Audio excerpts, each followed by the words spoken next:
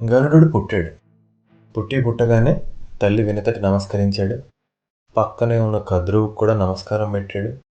కద్రువు చెప్పేసింది కూడా, బాబు నువ్వు నీ తల్లి ఇద్దరు కూడా నాకు దాసీలు అని చెప్పింది. గరుత్మంతుడి పని ఏంటంటే, నాగులన్నీ ఉన్నాయి కదా వాళ్ళ అన్నలు, వాళ్ళని తన వీపు మీద ఎక్కించుకోవడం, ఎగరటం, ఎగిరి అన్ని పర్వతాలు, కొండలు, గుహలు, నదులు, సెలయేర్లు, సముద్రాలు, అడవులు అన్నీ కూడా తిప్పి తిప్పి తిప్పి చూపించాలి వాళ్ళకి. రోజు పొద్దున్న లేచిన కాడి నుంచి సాయంత్రం వరకు అదే పని. బాగా తిప్పడం, చూపించటం, వాళ్ళని ఎంటర్టైన్ చేయడమే గరుడి పని. సరే అదే చేశాడు. అదే చేసి అసలు ఆయన వేగం మామూలు వేగం కాదు, ఆయన బలం మామూలు బలం కాదు. సో చాలా హ్యాపీగా చక్కగా అదే పని చేస్తూ ఉన్నాడు. పాపం వినత దాసి కదా, ఏ రోజు సరైన తిండి లేదు. అలాగే కొడుక్కి కూడా సరిగ్గా ఏం తిండి పెట్టలేక, ప్రేమగా చూసుకోలేక, ఆలనా పాలనా ఏదో అంతంత మాత్రంగా జరుగుతుంది. కొంతకాలానికి ఒకరోజు ఈ నాగులన్నీ రోజు పొద్దున్నే లేచి అదే పని కదా, ఇవాళ ఒకరోజు పొద్దున్న లేచి గరుత్మంతుడు వెళ్ళి అడిగాడు, అన్నయ్యలో ఇవాళ ఎక్కడికి తీసుకెళ్ళాలి చెప్పండి అన్న. అరే రోజు చూసి బోర్ కొట్టేస్తుంది, ఒక పని చేద్దాం, సూర్యమండలానికి వెళ్దాం, సూర్యుడి దగ్గరికి వెళ్దాం, బాగా పైకి వెళ్దాం ఇవాళ. ఎప్పుడు చూసే ప్రదేశాలు వద్దు, కొత్తగా ఏమైనా చేద్దామని సూర్యుడి దగ్గరికి తీసుకెళ్ళమని. సరే అలాగే ఎక్కండి అన్నాడు. గరుత్మంతుడికి ఏం తెలుసు. ఎక్కి తీసుకెళ్తున్నాడు. సూర్యుడు వేడి అంటే ఇప్పుడు హనుమంతుడి కథలోలానే దగ్గరికి వెళ్ళే కొద్దీ సూర్యుడు వేడి ఇంకా పెరుగుతుంది కదా. గరుత్మంతుడికి ఏం అవట్లా, బాగానే ఉన్నాడు, ఆయన హాయిగా వెళ్తున్నాడు. కానీ పాముల వల్ల కావట్లా.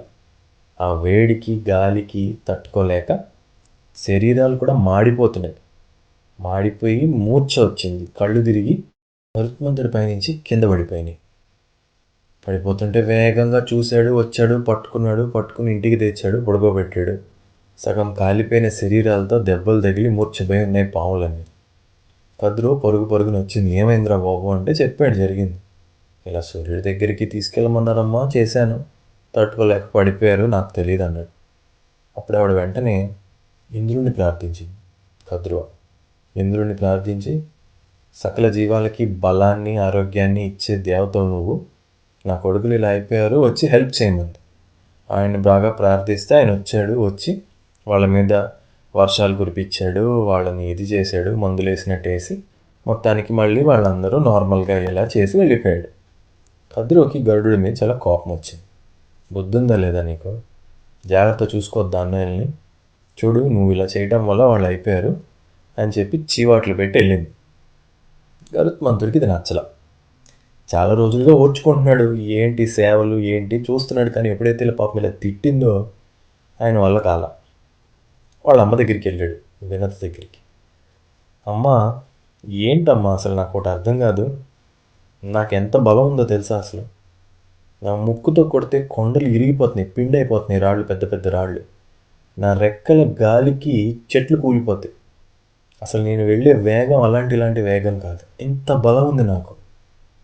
ఈ దాస్యం ఏంటి అసలు, మీరిద్దరేమో అక్క చెల్లెళ్ళు, నువ్వు ఆవిడికి దాస్యం ఏంటి, నేను రోజు వాళ్ళని మోస్తూ తిరగడం ఏంటి, నువ్వు వీళ్ళకి సేవలు చేస్తూ ఉండడం ఏంటి, అసలు ఎందుకు, ఏంటిది మనకి, ఇలా పాపం చాలా క్వశ్చన్లు అడిగాడు. వినతప్పుడు జరిగిందంతా చెప్పింది. ఇదిగో బాబు ఇలారా జరిగింది, నీకు ఒక అన్న ఉన్నాడు, అతిశయంతో అసూయతో నేను తప్పు చేశా, శపించాడు, తర్వాత పందెం కట్టా, ఓడిపోయా, అప్పటి నుంచి ఇది పరిస్థితి, నువ్వు వచ్చి విడిపిస్తావు అని చెప్పాడు. కానీ అది ఏ రోజుకో జరుగుతుందిలే అని చెప్పి మొత్తానికి నిన్ను చూసుకుని మురిసిపోతే ఏదోలా బతికేస్తున్నా, అది ఎప్పుడు జరుగుతుందో నాకు తెలియదు, కథ అయితే ఇది, ఇందువల్ల మన జీవితాలు ఎలా ఉన్నాయని చెప్పింది ఆవిడ.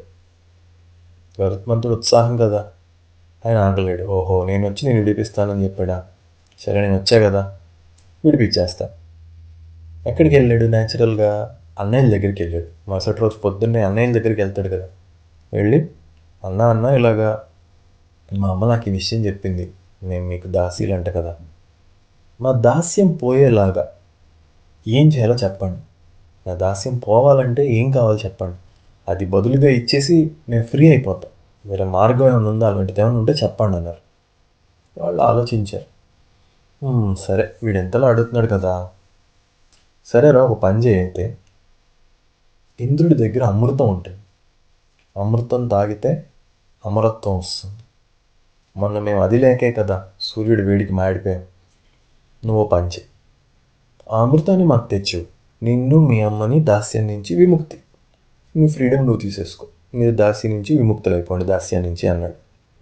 సరే ఓకే వెళ్ళాడు వినత్ దగ్గరికి. అమ్మ నేను అన్నయ్యతో మాట్లాడేశా, డీల్ సెట్ చేశా, అమృతం తెచ్చి ఇవ్వాలి, తెచ్చిస్తే మన ఇద్దరం ఫ్రీ, మన ఇద్దరిని విడుదల చేస్తారన్నారు. వినత్ అవాక్కైందరే, అమృతం తేవడం అంటే అంత తేలికనన్నా? అయ్యయ్యో అనుకుంటే నువ్వేం భయపడకమ్మా, నేను వెళ్ళి అమృతం తెచ్చేస్తా, తెచ్చి మన ఇద్దరిని విడిపిస్తాను, నిశ్చింతగా నన్ను దీవించండి. తల్లి ఏం చేస్తుంది? The best she can do, దీవిస్తుంది. నీకేం కాదు నాన్న, సూర్యుడిని వీపుని, వాయువుని రెక్కల్ని, ఇలాగ ఒక్కొక్క దేవత నీ ఒంట్లో ఒక్కొక్క భాగాన్ని కాపాడుతుంది. నీ ఆరోగ్యం బాగుంటుంది, నీకేం కాదు, నువ్వు వెళ్ళే పనిలో విజయం సాధిస్తావు, వెళ్ళి రమ్మని దీవించింది. పాపం గరుత్మంతుడు ఒక మాట అన్నాడు, వెళ్తాను కానీ అమ్మ బాగా ఆకలేస్తుంది, కడుపు నిండా తినలేదు నేను ఎప్పుడు, ఈ పనికి కొంచెం బలం కావాలి కదా, కడుపు నిండా తిండి పెట్టమ్మా ఏదో వచ్చేసి అన్నాడు. 500 ఏళ్ళు దాస్యం కదా, కొడుకు విడిపిస్తున్నాడు అనగానే కంగారులో దీవించేసి వెళ్ళిపోమంది. వాడు ఆకలి తెలుసుకోలేకపోయింది. ఆకలిస్తుందమ్మా అనేసరికి ఆవిడ కళ్ళలో నీళ్ళు తిరిగి, అయ్యో పిచ్చి తండ్రి, అవును కదా చచా అనుకుని, సరే ఒక పంచి, ఈ సముద్రం ఉంది కదా, ఈ సముద్ర గర్భంలో కొంతమంది కిరాతులు ఉంటారు. వాళ్ళు ఏం చేస్తూ ఉంటారంటే అడ్డదిడ్డంగా వేటాడి జనాల్ని చాలా ఇబ్బంది పెడుతూ ఉంటారు. వాళ్ళని వెళ్ళి తినే, వాళ్ళ వల్ల ఎవరికి ఉపయోగం లేదు, వాళ్ళు మంచివాళ్ళు కాదు, వాళ్ళని వెళ్ళి తినే నీ ఆకలి చల్లారుతుంది, మంచి కూడా జరుగుతుంది. కాకపోతే ఒక్క విషయం గుర్తుపెట్టుకో, వాళ్ళల్లో ఒక బ్రాహ్మణుడు ఉన్నాడు, ఒక మంచివాడు ఉన్నాడు, వాడి కర్మ కొద్దీ అక్కడ ఉండిపోయాడు, వాడిని మాత్రం తినకు. ఎందుకంటే ఒక మంచివాడికి కోపం వస్తే, మంచివాడికి కష్టం కలిగితే వాడు శపిస్తాడు, అది నీకు మంచిది కాదు. సో అతన్ని వదిలేమను. అదేంటమ్మా అంతమందిలో అసలు అతన్ని గుర్తుపట్టడం ఎలాగ? నేను వదిలేస్తాను, బట్ ఎలా గుర్తుపట్టాలన్నా? ఏం లేదు నాన్న, నువ్వు బ్రాహ్మణుడిని కదా, మంచివాడిని, నువ్వు మింగేసేటప్పుడు, తినేసేటప్పుడు వాడేం తేలిక నీ గొంతులోకి వెళ్ళిపోడు, వాడి ధర్మం నిప్పు లాంటిది, అది నీ గొంతులో మంట పుట్టిస్తుంది, అంత తేలిగ్గా మింగలేవు, అడ్డుపడతాడు వాడు. సో నీకు ఎప్పుడైతే అలా అనిపించిందో వెంటనే వాడే బ్రాహ్మణుడు, వాడే ఆ మంచివాడు అని తెలుసుకుని తీసి బయట పెట్టేసి అతన్ని వదిలేసి వెళ్ళాను. సరే ఓకే అమ్మ చెప్పింది కదా, కళ్ళు మూసుకుని వెళ్ళిపోయి చెప్పినట్టు చేశాడు. చెప్పినట్టే ఆ గొంతులో మంట పుట్టింది. మంట పుడితే, అయ్యా నేను మింగలేను, మిమ్మల్ని మింగను, మీరు బయటకు వచ్చేసేయండి, మిగతా వాడిని అప్పుడు మింగేస్తానన్నాడు. సరే అలాగే, కాకపోతే ఒక చిన్న రిక్వెస్ట్, ఈ కిరాతులలో ఒక ఆమెని నేను పెళ్లి చేసుకున్నా, సో ఇప్పుడు నేను ఒక్కడనే రావాలా, ఆవిడని కూడా నాతో పాటు తెచ్చుకోవచ్చా? ఆవిడ ధర్మాత్మురాలే, ఆవిడ కూడా మంచిది. సరే తప్పకుండా, ఏముంది మంచిది అంటున్నారు కదా ఆవిడ కూడా, మీరు ఆవిడ వెళ్ళిపోండి, మిగతా వాళ్ళని నేను తినేస్తానన్నాడు. తినేసాడు. కానీ గరుత్మంతుడు ఆకలి తీరలా, సరిపోలా వాళ్ళు. అప్పుడు ఏం చేశాడు? సరే అని ఎగురుకుంటూ వెళ్ళాడు. ఎక్కడికి? గంధమాదన పర్వతానికి వెళ్ళాడు. అక్కడికి ఎందుకు వెళ్ళాడు? నాన్నగారు ఉన్నారు, కశ్యప ప్రజాపతి. ఇప్పుడు బేసిక్గా మన ఋషులందరూ ఏంటంటే సైంటిస్టులు. సో ఆ గంధమాదన పర్వతం మీద తపస్సు చేసుకుంటున్నాడు అంటే ఆయన ఆఫీస్లో ఆయన ఉన్నాడు అనుకోండి. సో తండ్రి దగ్గరికి వెళ్ళాడు, అమృతం తేవడానికి ఇలా వెళ్తున్నాను, అమ్మని దాస్యం నుండి విడిపించడానికి, కాబట్టి ఆకలి వేస్తుంది, ఎక్కడికి వెళ్తే సరైన ఆహారం దొరుకుతుందో, నాకు సరిపడే ఆహారం దొరుకుతుందో చెప్పండి అన్నాడు. మీరు ఒకటి గమనించండి, ఆకలేసింది కదా, బలం ఉంది కదా అని అడ్డమైనవి తినమని తల్లి చెప్పలేదు, ఇప్పుడు తండ్రి కశ్యపుడు కూడా చెప్పడు. విచక్షణతో కూడిన హింస, అవసరమైన మేరకే స్వార్థం, ఎంత చేయాలో అంత, అది కరెక్ట్. సో అలాగే గరుత్మంతుడికి చెప్పాడు. ఏం చెప్పాడు? సుప్రతీకుడు, విభావసుడు అని ఇద్దరున్నారు. వాళ్ళు ఏంటంటే, ఈ విభావసుడు అన్న, సుప్రతీకుడు తమ్ముడు. పూర్వజన్మలో వాళ్ళిద్దరూ ఒక రిచ్ ఫెలోకి పుట్టారు, ఒక మంచి ఆయనకి పుట్టారు. ఆ పెద్ద ఆయన చనిపోతూ ఆస్తిని ఈ విభావసుడు అన్న అన్నకి ఇచ్చాడు. అన్న తమ్ముడికి సరిగ్గా ఆస్తి పంచలా, వాళ్ళిద్దరికి ఆస్తి తగాదాలు వచ్చాయి. అప్పటి నుంచి కొట్టుకుంటున్నారు. వాళ్ళ గొడవ ఎంత దూరం వెళ్ళిందంటే, ఈ జన్మలో, నెక్స్ట్ జన్మలో కూడా వాళ్ళిద్దరూ ఒక ఏనుగు తాబేలులాగా, అన్న ఏనుగు, తమ్ముడు తాబేలు. అది కూడా మామూలు ఏనుగు, మామూలు తాబేలు కాదు. ఆ ఏనుగు 6 యోజనాల ఎత్తు, 12 యోజనాల వెడల్పు, తాబేలేమో 3 యోజనాల ఎత్తు, 10 యోజనాల వెడల్పు. ఇప్పుడు యోజనం ఒకటంటే 8 మైళ్ళు, 1 యోజనం అంటే 8 మైల్స్. ఎంత పెద్ద పెద్ద భారీ భారీ ఆకారాలతో పుట్టాయి. కొట్టుకొని చేస్తే ఏముంది, చుట్టుపక్కల అడవులు, ఊళ్ళు వగేరా వగేరా వాళ్ళు ఎక్కడ కొట్టుకొని చేస్తే అక్కడంతా విధ్వంసం. వాళ్ళ గొడవ తేలదు, చుట్టుపక్కల వాళ్ళకి ప్రశాంతత ఉండదు. సో వాళ్ళిద్దరూ చస్తే కానీ శాంతి లేదు. అందుకని వాళ్ళిద్దరిని నువ్వు పోయి తినే, నీ ఆకలి సరిపోతుంది అన్నాడు. ఓకే అలాగే అని చెప్పి వెళ్ళాడు.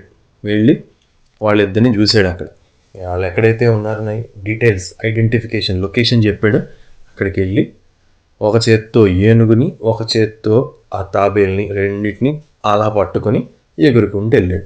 ఎగురుకుంటూ వెళ్తే అలంబం అన్న ఒక పర్వతం ఉంది.